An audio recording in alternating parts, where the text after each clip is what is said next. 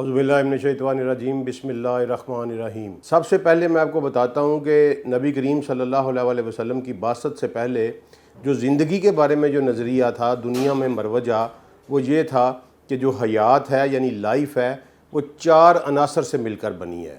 Number 1 پانی، number 2 ہوا، number 3 مٹی اور نمبر 4 آگ۔ اور یہ جو نظریہ تھا یہ صدیوں تک قائم رہا، لیکن جب نبی کریم صلی اللہ علیہ وسلم آئے تو قرآن نے واضح طور پر بڑے ہی کیٹاگوریکل انداز میں کہا کہ وَجَعَلْنَا مِنَ الْمَاءِ كُلَّ شَيْءٍ حَيٍّ، کہ ہم نے تمام حیات کو پانی سے پیدا کیا ہے۔ لیکن ایکچول ہمارے ساتھ بدقسمتی یہی ہوئی کہ ہمارے پاس جتنا بھی مٹیریل اویلیبل ہے اس میں پرٹیکولرلی سب کانٹیننٹ میں اس میں کبھی بھی اس حوالے سے بات ہی نہیں کی گئی، اور دنیا جو ہے وہ سائنس میں ٹامکٹوئیاں مارتی رہی۔ کبھی انہوں نے کہا جی کہ لائف جو ہے یہ 4 عناصر پہ ہے، کبھی کہا لائف 2 عناصر پہ ہے، لیکن کسی کو اصل چیز کا پتہ نہیں چل رہا تھا۔ پھر جب انہوں نے سیل دریافت کیا کہ everything is made of cell, living animal, living plants جو ہیں وہ سیل سے بنے ہوئے ہیں، اور پھر آگے سیل کی جب انہوں نے ڈائسیکشن کی تو ان کو پتہ چلا کہ ہر سیل جو ہے اس میں ایک سائٹوپلازم ہے، اور سائٹوپلازم جو ہے وہ 60 to 70% واٹر پہ مشتمل ہوتا ہے، چاہے وہ اینیمل کا ہو چاہے وہ پلانٹ کا ہو۔ تو اس وقت پھر سر جیمز جو تھے انہوں نے 1977 یا 76 میں پھر یہ نظریہ پیش کیا اور یہ کہا کہ no it is confirmed that every life is created out of water. اب یہ دیکھیں یہ بالکل قرآن کا ایگزیکٹ ترجمہ تھا، اور اس پہ انہیں نوبیل پرائز بھی دیا گیا۔ لیکن ہمارے قرآن نے ہمیں بہت پہلے 1400 سال پہلے بتا دیا تھا کہ دنیا کی ہر جاندار چیز جو ہے وہ پانی سے پیدا ہوئی ہے۔ اب زندگی جو ہے وہ اس کے 2 مراحل ہوتے ہیں، ایک زندگی کی تخلیق اور ایک زندگی کی سروائیول، سسٹینیبلٹی جو زندگی کی ہے۔ اب حیات جو ہے وہ پیدا تو پانی سے ہوئی، لیکن حیات جو سسٹین کر رہی تھی وہ پودوں سے کر رہی تھی۔ انسان چاہے حیوان جو کچھ بھی کھاتے ہیں ان کا بیسک جو ہے وہ پودوں سے آتا ہے۔ مثلا فار ایگزامپل چلیں آپ سبزیاں پھل وغیرہ تو کھاتے ہیں اور وہ درختوں سے آتے ہیں، لیکن آپ جو جانور کھاتے ہیں، جو گوشت کھاتے ہیں، ان کی خوراک بھی پودے ہیں، تو وہ انڈائریکٹلی پودوں سے ہی وہ ساری چیزیں جو ہیں وہ بن کے آپ کی طرف پہنچ رہی ہوتی ہیں۔ دالیں پیدا ہوتی ہیں پودوں سے پیدا ہوتی ہیں، جانور چاہے بینز کھا رہا ہے چاہے وہ کھا رہا ہے، اور اگر کوئی گوشت خور جانور ہے وہ جن جانور کو کھا رہا ہے وہ ہربیورس کو ہی کھا رہا ہے۔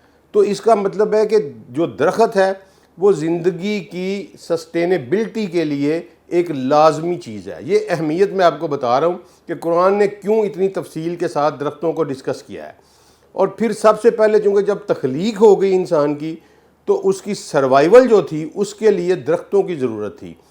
تو ایک اور نیا اینگل میں آپ کو قرآن کے سمجھنے کا دے رہا ہوں کہ آپ سب نے سورہ 3 پڑھی ہوگی کہ وَالتِّینِ وَالزَّیتُونِ، اللہ نے تین کی قسم کھائی یعنی انجیر کی قسم کھائی اور زیتون کی قسم کھائی، پھر اللہ نے طور سینا کی قسم کھائی، اور پھر اللہ نے بلد الامین یعنی مکہ کی قسم کھائی۔ اب یہ 4 قسمیں اللہ نے قسمیں جو ہیں یہ اللہ نے کیوں کھائیں؟ وہ اللہ نے صرف اس لیے کھائیں کہ آگے جو بات اللہ نے کی ہے کہ لَقَدْ خَلَقْنَا الْإِنسَانَ فِي أَحْسَنِ تَقْوِيمٍ، کیونکہ اللہ انسان کی تخلیق کی بات کر رہا تھا، اور تخلیق کے بعد جو سب سے پہلی چیزیں تھیں نا جی، وہ سب سے پہلے انجیر اور زیتون، یہ 2 وہ درخت تھے جو سب سے پہلے انسان کی زمین پر آنے کے بعد خوراک بنے، کیونکہ انسان کے جسم کی 2 ریکوائرمنٹ تھیں۔ ایک انسان کے جسم کی ریکوائرمنٹ تھی فیٹ، آئل یعنی، اور دوسرا تھا کاربوہائیڈریٹس۔ تو انجیر جو ہے وہ کاربوہائیڈریٹ کا سورس تھا اور زیتون جو ہے وہ فیٹ کا سورس تھا۔ تو اللہ تعالیٰ نے کہا کہ یہ میں نے جب انسان کو تخلیق کیا تو یہ 2 پودے، یہ 2 درخت ایسے تھے جن کے پھل اس کی سروائیول کا باعث بنے، اس لیے اللہ نے ان کی قسم کھائی تخلیق سے کی بات کرنے سے پہلے۔ اسی طرح طور سینا کی قسم کیوں کھائی؟ کہ اللہ نے سب سے پہلے انسان سے جو کلام کیا اور وہ طور سینا سے کیا۔ اسی طرح اللہ نے جو سب سے پہلا شہر آباد کیا وہ مکہ آباد کیا۔ تو یہ تخلیق کے حوالے سے جو سب سے پہلی چیزیں آئیں، اللہ نے یہ 4 قسمیں اس لیے کھائیں، 3 کی، زیتون کی، طور سینا کی اور بلد الامین کی۔ اور انجیر اور زیتون یہ واحد چیز تھی جس کے اوپر انسان جب زمین پہ آیا تو یہ سب سے پہلی خوراک بنی انسان کی۔ اچھا، اب اس کے بعد اگر ہم آگے چلتے ہیں تو آپ دیکھیں کہ درخت جو ہے یہ بہت ہی امپورٹنس رکھتا ہے۔ قرآنی تعلیمات میں آدم علیہ الصلوۃ والسلام کو درخت کے پھل سے منع کیا گیا. شیطان نے آدم علیہ السلام کو جو دھوکہ دیا وہ شجرۃ الخلد کہہ کے دیا، خلد کا درخت کہہ کے دھوکہ دیا. اسی طرح اللہ تعالیٰ نے جب پہلی دفعہ کسی انسان سے کلام کیا اس دنیا پہ، آدم سے جو کلام کیا اللہ نے وہ کسی اور دنیا میں کیا. اس زمین کے اوپر ڈائریکٹ اللہ نے جب کلام کیا تو آپ وہ سورہ طٰہٰ میں پڑھیں گے کہ موسیٰ علیہ الصلوۃ والسلام سے جب کلام کیا تو اللہ تعالیٰ نے اس وقت بھی یہی کہا کہ میں مقدس وادی کے دائیں طرف والے کنارے سے ایک درخت میں سے آواز دی کہ اے موسیٰ میں اللہ ہوں اور اس کائنات کا رب ہوں. اب یہ دیکھیں کہ یہ بھی پھر درخت سے ہی ہوا، یعنی سب سے پہلا انسان اس کو فاربیڈن بھی درخت کیا گیا، دھوکہ بھی انسان نے کھایا درخت کے نام پر. اللہ نے سب سے پہلے انسان سے براہ راست اس زمین پر کلام کیا تو درخت سے کیا، اور پھر اللہ تعالیٰ نے جب اپنے نبی کو معراج بتائی تو وہاں بھی ایک درخت کا بتایا کہ سدرۃ المنتہا، کہ اس تخلیقات میں آخری انتہا جو ہے وہاں بھی ایک درخت ہے، اور وہ ایک ایسا عجیب و غریب قسم کا درخت ہے کہ جس کی جڑوں سے نیل اور فرات پھوٹتے ہیں. تو وہاں بھی پھر ایک درخت کی بات آئی. تو یہ درخت اتنی اہمیت رکھتے ہیں اللہ تعالیٰ کے نظام میں. تو اب ہم بات کرتے ہیں کہ اللہ نے ان کے بارے میں ہمیں کوئی کیا گائیڈنس دی ہے. تو آپ سورہ انعام کی آیت نمبر 99 ہے جس میں اللہ تعالیٰ نے یہ بات کہی کہ میں نے پانی برسایا اور اس پانی کے ذریعے سے ہم نے زمین سے درخت اگایا اور سب سے پہلے اس میں سے سبز رنگ کا تنا نکالا، اور اس آیت کے اینڈ میں کہا کہ اس میں ایمان لانے والوں کے لیے نشانیاں ہیں. اب یہ دیکھیں کہ جب اللہ تعالیٰ یہ کہتے ہیں نا کہ کسی چیز کے بارے میں کہ اس میں ایمان لانے والے کے لیے نشانیاں ہیں، اس میں عقل والے کے لیے نشانیاں ہیں، تو اس کا مطلب یہ ہوتا ہے کہ اگر تم ایمان والے ہو، اگر تم عقل والے ہو تو ان نشانیوں کو ڈھونڈو. اب سائنس کیا چیز ہے، میں کیوں اس پہ زور دیتا ہوں، بعض لوگ اس پہ تنقید بھی کرتے ہیں، لیکن میں اس لیے زور دیتا ہوں کہ جب اللہ آپ سے کہہ رہا ہے کہ آپ نشانیوں پہ غور کریں، تو فار ایگزامپل ایک درخت اگر اگا ہوا ہے اور اللہ کہتا ہے کہ اس میں میری نشانیاں ہیں غور کرنے والوں کے لیے، تو آپ اللہ کے حکم کے تابع میں جب ان نشانیوں کے اوپر غور کرتے ہیں تو پھر وہ ایک علم واضح وجود میں آتا ہے. یہ ممکن نہیں ہے کہ آپ غور کریں، اپنا مشاہدہ کریں اور پھر اپنا کنکلوژن ڈرائیو کریں تو جو چیز بھی اس کی نتیجے کے طور پر مارز وجود میں آئے گی وہ اس کا علم ہوگا. فار ایگزامپل آپ ایک درخت کے اگنے پہ غور کرتے ہیں، آپ دیکھتے ہیں کہ سیڈ کو پانی دیا، وہ پھولا، اس نے جرمینیٹ کیا، اس میں سب سے پہلے سٹیم نکلا سبز رنگ کا، اور اس کے بعد وہ پھر جوان ہوا، پتے نکلے، شاخیں نکلیں، پودے پھول بنے، پھول نے پولینیشن کی، پولینیشن نے جو ہے پھل بنایا.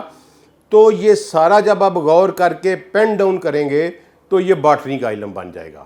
اور یہی خدا کا مقصود ہے کہ اللہ بار بار یہ کہہ رہا ہے کہ میں نے سورہ انعام میں کہ میں نے اگایا درخت کو، اور سب سے یعنی یہ سیڈ جرمینیشن کا جو پروسیس ہے نا اللہ انیشیٹ کر رہا ہے، آپ کا اگنائٹ کر رہا ہے. اگنیشن ہے، اللہ تعالیٰ اگنائٹ کرتے ہیں، اور اگنائٹ کیا انہوں نے کہ یہ دیکھو تم سیڈ جرمینیشن کے پروسیس کے اوپر غور کرو کہ جب وہ سیڈ تم نے پھینکا اور وہ پانی اس کو دیا گیا تو اس میں سے سبز رنگ کا سب سے پہلے پتا نکلا.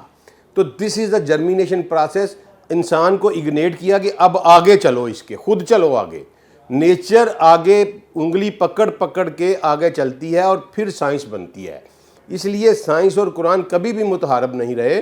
فرق صرف اتنا ہے کہ جب سائنس کی جو ورڈکٹ ہے وہ ویریبل ہے اور قرآن کی جو ورڈکٹ ہے وہ انویریبل اور ڈیفینٹ ہے. بس یہی فرق جب ملحوظ خاطر رکھا جائے گا تو قرآن اور سائنس میں کبھی ٹکراؤ نظر نہیں آئے گا.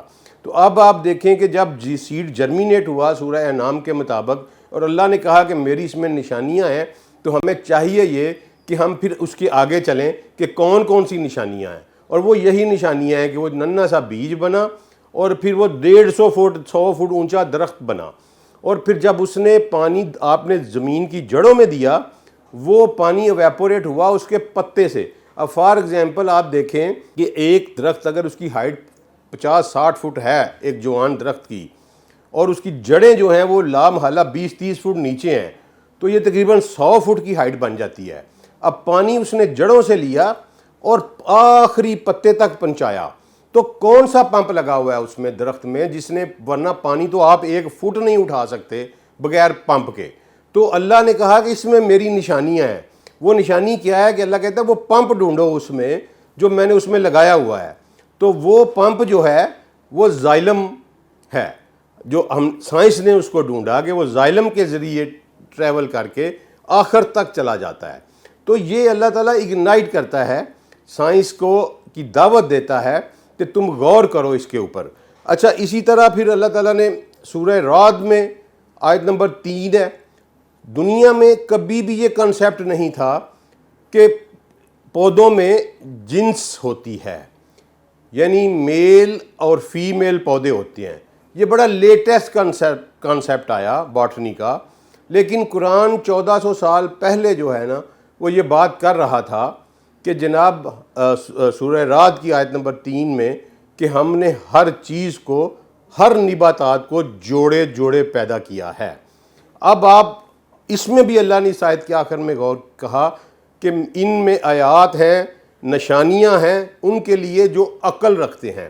اب عقل والے جب اس پہ غور کیا، انفارچونیٹلی ہم نے یا اپنے آپ کو عقل والے نہ سمجھا، یا ہماری عقل جو ہے وہ اس تک نہ گئی اور ہم اس سارے میدان میں پیچھے رہ گئے.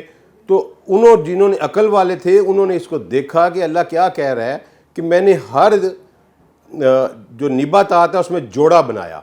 تو انہوں نے پھر میل اینڈ فیمیل پودے دریافت کیے، اور اس کے ساتھ ساتھ اگر کوئی ایک پودا بھی تھا تو اس میں ڈیفرنٹ پارٹس میل اور فیمیل کے ڈیفرنٹ آرگن کردار ادا کر رہے تھے.